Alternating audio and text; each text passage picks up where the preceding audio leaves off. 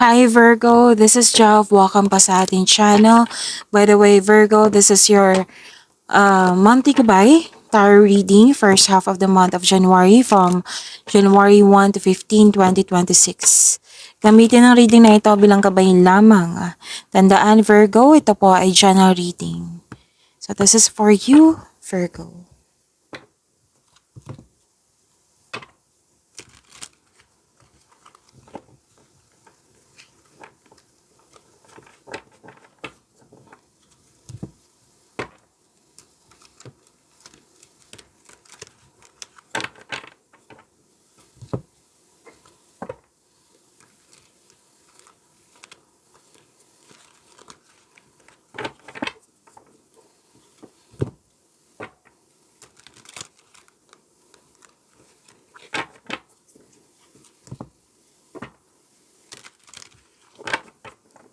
Para po ito sa iyo, Virgo.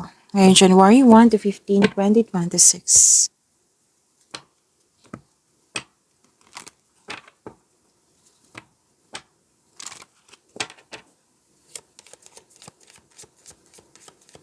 Archangel message. Andito po si Archangel Uriel. You know what to do. Sabi po dito, trust your inner knowledge and act upon it without delay. May dumating na pagkakataon na kailangan mong bigyan ng atensyon, solusyon, or action. And magtiwala sa inyong skills, magtiwala sa inyong angking talino. Opo. At itong pagkakataon na ito na kailangan ng action po, na hindi po kailangan ng, kumbaga, huwag niyong i-delay. Kumbaga, kung nagkaroon man ng fear, doubt, or hesitation, or nag-overthink ka, kailangan ma-stop na yan. Huwag mong iwasan yung magkaroon ng delay. So, kailangan ng action. So, this is a go signal. Sinabi dito na alam mo yung gagawin mo. Yung binigay sa inyo na pagkakataon, alam mo yung gagawin mo. So, meaning to say, pwedeng naka-align to sa passion mo. Kasi nga, di ba, sinabi, alam mo yung gagawin mo. Binigay yun sa yung ideas, and this is a go signal.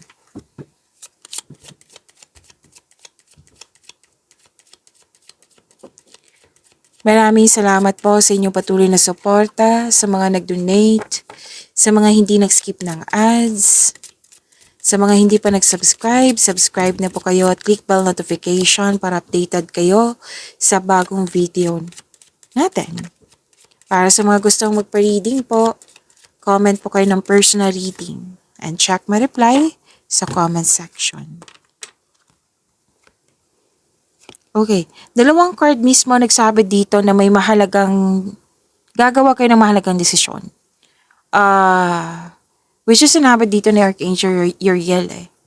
Mahalagang desisyon to na naka-align sa passion mo. So meaning to say, alam mo yung gagawin mo. So gagawa ka dito, new opportunities na bibigyan mo siya ng best decision or best choice. At so trust your inner knowledge. Okay? Trust your inner knowledge at kailangan bigyan din ng aksyon. Konkretong plano, para makagawa ka ng best decision or best choice. Mag-ingat lang po kasi mukhang magkakaroon siya ng delay kasi may mahilig magmanipula. Pwedeng ginugulo niya yung ideas mo, decision mo, plano mo, or para hindi ka makapili, para hindi ka makamagawa ng desisyon. So, ingat lang kasi may tao dito na ginugulo niya yung isipan mo eh. Na ay hindi mo yan, like for example, ito yung mga ideas ko, check na maging successful to, effective, kumbaga. Oo. May nagsabi dyan, yung mahilig magmanipula, hindi yan effective, hindi mo yan kaya. Yan yung magkakos ng delay kung magpapa-apekto ka sa kanya. Okay? So, sinabi yan ni Archangel Uriel na huwag niyong i-delay. Alam mo yung gagawin mo. Kumbaga, huwag kayong magpa-distract.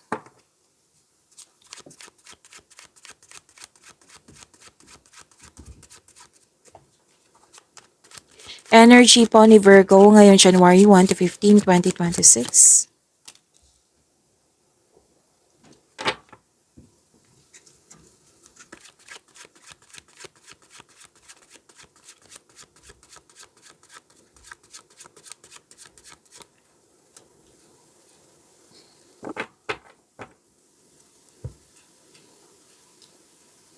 Para sa mga bago dito, kung may napansin kayo na repeating message, yan po yung pinupush ng card sa inyo. Like for example, nanood kayo sa isang video reading nyo, sa monthly, weekly, daily, sa first half, second half, at sa 2026 nyo, napanood nyo na ba? At dito din, at may napansin kayo na repeating message, yan po yung pinupush ng card sa inyo na kailangan nyong bigyan ng atensyon, solusyon at aksyon kung maaari po. So na yung energy ni Virgo.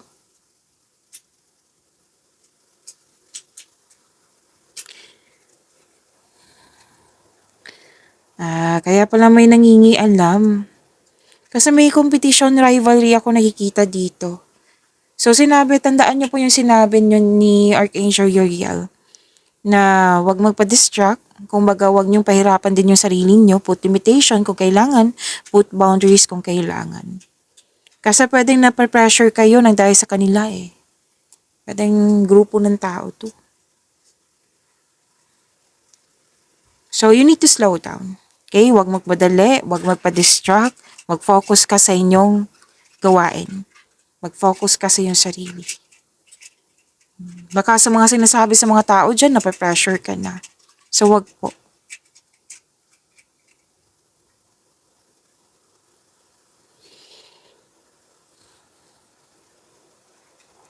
Clarity, new ideas. Oh, ito na yun.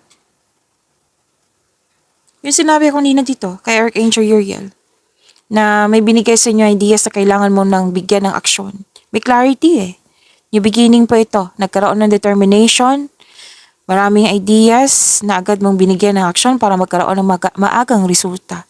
May importanteng pag-usap din or confrontation po sa isang tao. Panatilihin na makinig sa inyong intuition kasi ito yung magagabay sa iyo sa susunod na hakbang ng pagkilos.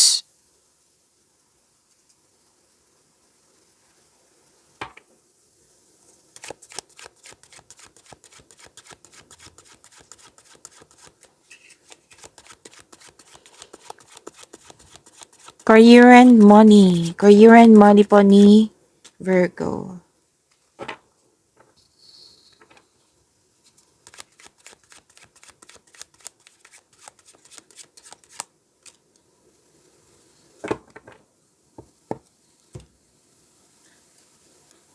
Takpan ko lang, don't worry. Babasahin ko para hindi kayo man-distract.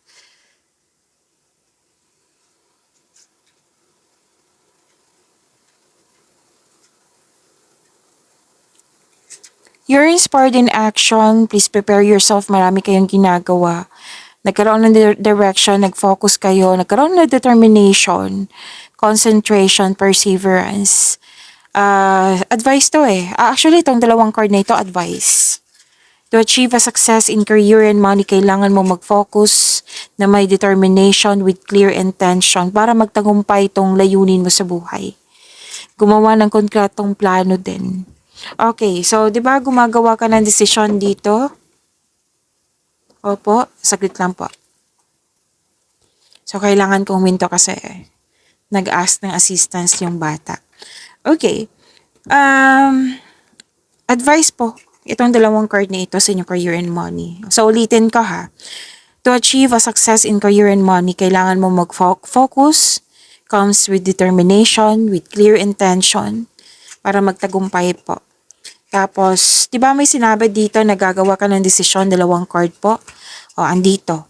Sinabi ng card, mag-create kayo ng solidong plano para para makagawa ka ng para magkaroon ka ng big decision. Kasi makatulong yan eh, yung konkretong plano. Makatulong yan para makagawa ka ng big decision. So, you have success in the face of difficulty. Success to eh. May travel din ako nakikita dito.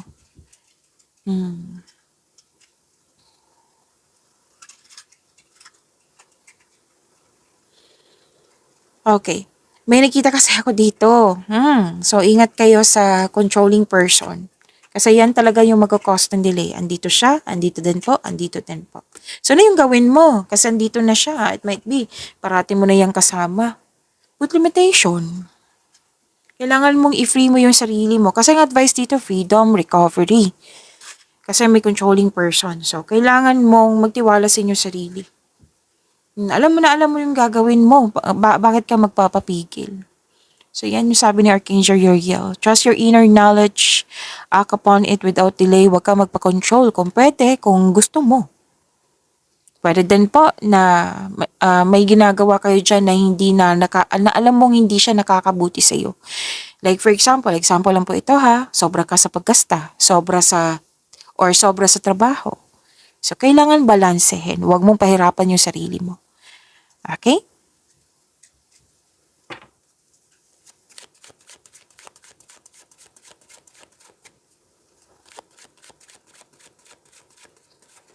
Love life, self-love, partnership, and romance ni Virgo ngayong January 1 to 15, 2026.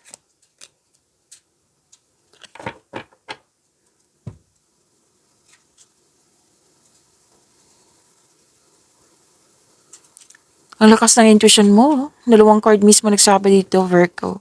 Makinig po daw kayo sa inyong intuition. Trust your feelings instead of overthinking or overanalyzing. Sa lahat to single ka man, marelasyon sa buhay mag-asawa. Tapos may malalaman kayong sekreto or sekretong mabubulgar ito. Kasi nga malakas yung intuition mo. At magkakaroon kayo ng honest conversation. Kanina pa tong honest conversation dito sa energy mo. So yan po. Pag-imanin niyo po yung blessings sa binigay sa inyo. Virgo, see you tomorrow. Maraming salamat po.